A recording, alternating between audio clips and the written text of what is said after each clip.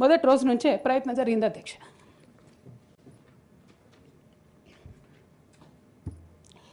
కానీ ఎక్కడ కూడా నేను తెలంగాణ బిడ్డలని, తెలంగాణ ప్రజల్ని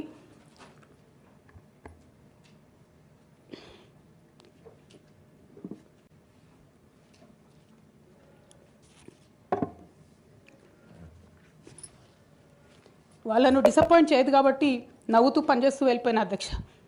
ఇప్పుడు నా దగ్గరికి ఎప్పుడు పెద్దవాళ్ళు, పైరవికారులు, కాంట్రాక్టర్లు ఎవరు రాలేదు అధ్యక్ష.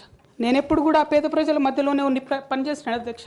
నా దగ్గరికి వచ్చినటువంటి బీడీ కార్మికులు కావచ్చు, బీడీ టేకేదారులు కావచ్చు, అంగన్వాడీ టీచర్లు కావచ్చు, ఆశా వర్కర్లు కావచ్చు, ఐకేపీ ఎంప్లాయీస్ కావచ్చు అధ్యక్ష, అదేవిధంగా జిహెచ్ఎంసీ కార్మికులు కావచ్చు అధ్యక్ష, టీచర్లు కావచ్చు అధ్యక్ష, నిరుద్యోగులు కావచ్చు, ఆడబిడ్డలు కావచ్చు, సింగరేణి ఉద్యోగులు కావచ్చు, కరెంట్ ఎంప్లాయీస్ కావచ్చు, ఎవరు వచ్చినా అధ్యక్ష నేను కాదనకుండా నాకెంత వీలైతే అంత పనిచేసి పెట్టేటటువంటి ప్రయత్నం చేసిన అధ్యక్ష.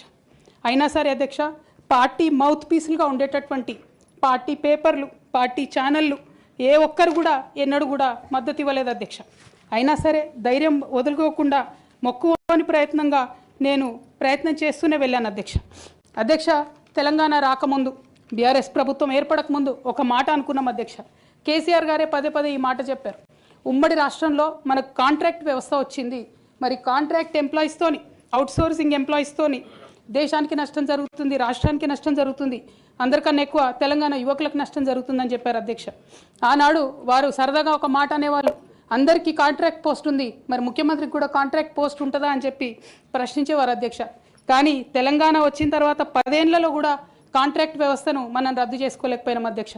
అది కాకుండా అవుట్సోర్సింగ్ ఎంప్లాయీస్, అవుట్సోర్సింగ్ వ్యవస్థను పెంచి పోసిపోయినాం అధ్యక్ష.